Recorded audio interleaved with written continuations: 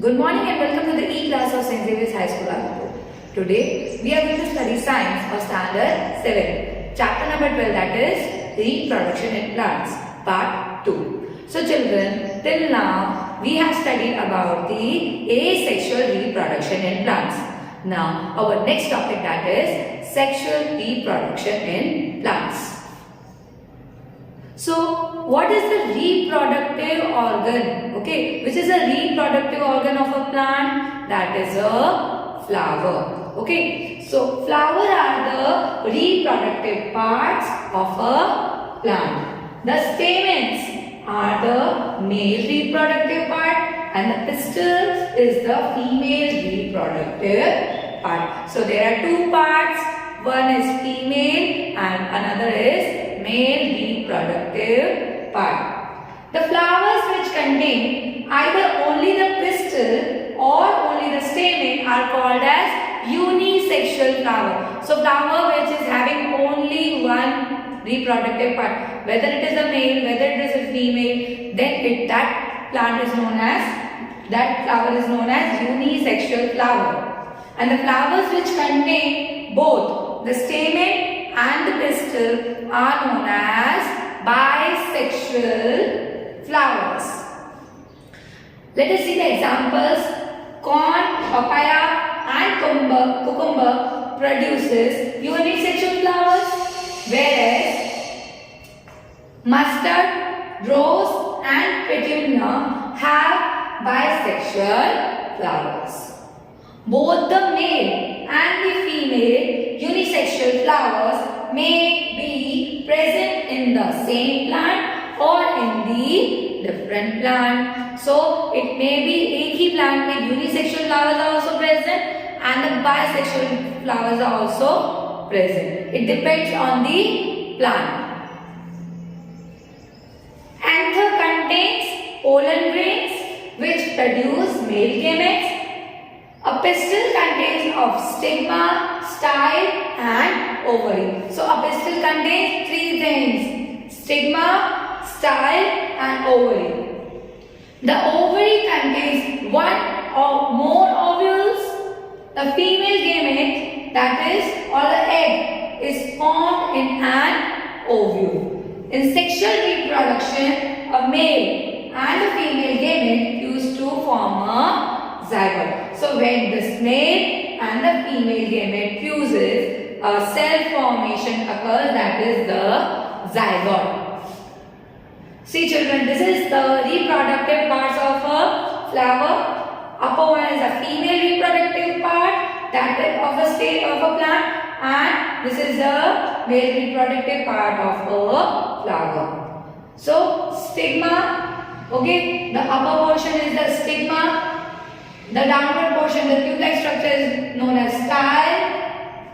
This is the ovules inside it, the small holes you can see over here, and ovary. This is the ovary. So this is the pistil.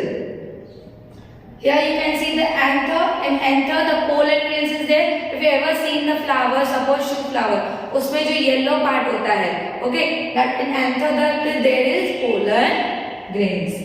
And this, the tube-like structure, that is the filament. Now, our next topic, that is pollination. So, what is pollination? Generally, when the pollen grains have a tough protective coat which prevents them from drying up. Okay, what will happen? Then, as the pollen grains are light, they can be carried far away places. Okay, so जो pollen grains है वो बहुत lightweight होते हैं and they are very tough for that. Their coating is tough so that it doesn't get damaged by any insect or animals. Okay, and they can be carried by wind, water. Insects visit flowers and carry away pollen on their bodies. Here you can see here suppose this is the honeybee, okay, the pollinator, and it sits on the flower, and what will happen? On its feet, this pollen will get attached, and as it will sit on another flower, then that pollen of that flower has been transported to the another flower Okay, and here on the stigma, this pollen will get attached, and this pollen, as it will attach, it will send it to the ovule, and then the pollination will occur. So this whole process is known as pollination. Some of the pollen lands on the stigma of a flower of the same kind. Sometimes they are of the same kind. The transfer of pollen from the anther to the stigma of a flower is called as pollination. So, from the anther, the transfer to the stigma is known as pollination.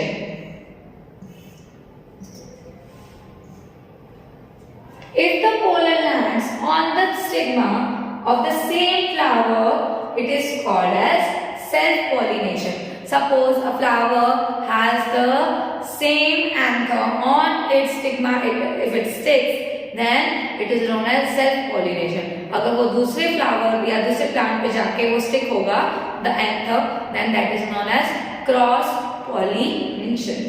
When the pollen of a flower lands on the stigma of another flower of the same plant or that of the different plant of the same kind, then this is known as cross pollination. So you all studied, you all understood about this pollination. Now our next topic, that is after pollination what will happen? Fertilization. Okay, we got an idea what are the different parts of a flower. Okay, the male reproductive and the female reproductive part.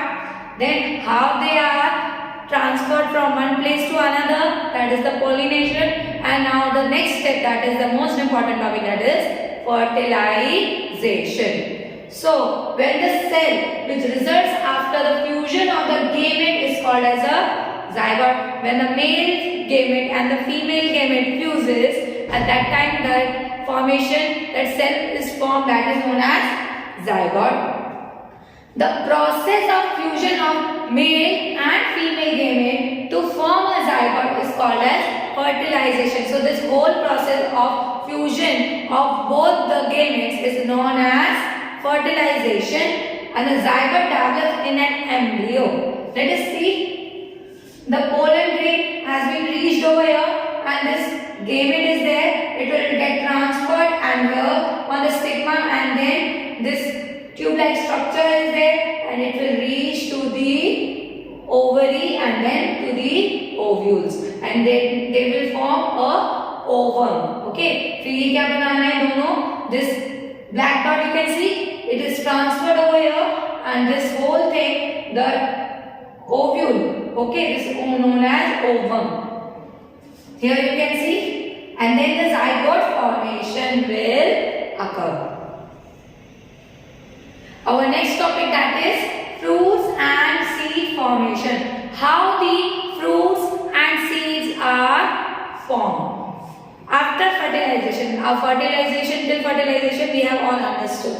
What is the next step? The ovary grows into a fruit and other parts of the flower fall off. Here you can see this zygote, okay, will be converted into the ovary, and then जो भी flower का other part है वो fall down हो जाएगा, and that fruit will only be remaining. The fruit is the ripened ovary. The seeds develop from the ovules. Okay, the seed contains an embryo enclosed in a protective seed coat. Some fruit are fleshy and very juicy, such as mango, apple and orange. Some fruits are very hard, like almonds and walnuts. Our next topic, that is seed dispersal. How the seeds are dispersed, okay, and if we also see that various kinds of plants are seen at various kinds of places, okay, जैसे wheat है, बाजरा है, rice है, paddy है, okay, they all we can see in different regions, okay, and how they were firstly formed by the seed dispersal. And who is responsible for the seed dispersal? Let us see. In nature, same kind of plants grow at different places. This happens because seeds are dispersed to the different places. Okay, sometimes after a walk, okay, through a forest or a field on a park. So while walking also, we can, in our foot, the seeds can be stick and transferred from one place to another. There would be severe competition for sunlight, water, minerals and space. Okay, if all the seeds are placed in one area, so क्या होगा, एक दूसरे के बीच में competition होगा for their growth, for their space, for their sunlight. Okay, so their necessary needs are there. So what will happen? For their necessities, they will compete for each other. So seed dispersal is very important. तो क्या होगा, competition कम होगा and they will be able to grow very easily. As a result, the seeds would not grow into healthy plants. If there will be very big competition within the plants and seeds, then what will happen? They will not be able to grow nicely. Plants benefit by seed dispersal. It prevents competition between the plant and its own seedling for sunlight, water and minerals. It also enables the plants to invade new habits for winter distribution, for wider distribution. Okay, what will happen? The distribution will occur very fast. Seeds and fruits of plants are carried away by wind, water and animals. Winged seeds such as those of drumsticks and maple, light seeds of grasses of hairy or hairy seeds of that is madar, and hairy fruit of sunflower get blown off with the wind to far places. So these are the examples whose seeds can be placed and can be carried forward to other places by the help of the wind.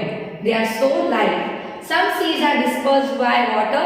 Okay, whenever the rainfall is there, what happens? The seed dispersal occurs by also water. These fruits or seeds usually develop floating ability in the form of spongy and or fibrous outer coat as in coconut. Some seeds are dispersed by animals, especially spiny seeds with hooks which get attached to the bodies of the animals and are carried to distant places. Example, xanthan and Ludina. Okay, so these are the examples of the seeds of the plant which are carried by the animals and they are having a hook-like structure.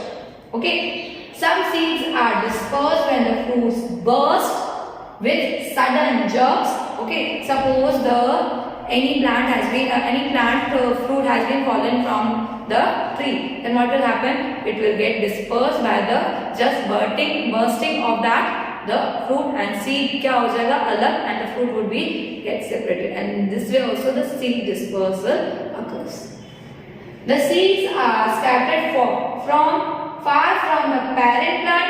This happens in the case of the castor and balsam. So this was all about the seed dispersal and sexual reproduction. Children, I hope you have understood about this chapter. Now I will be sending you the PDF tomorrow. Write all the question answers in your notebook and objectives in your textbook. Thank you and have a nice day.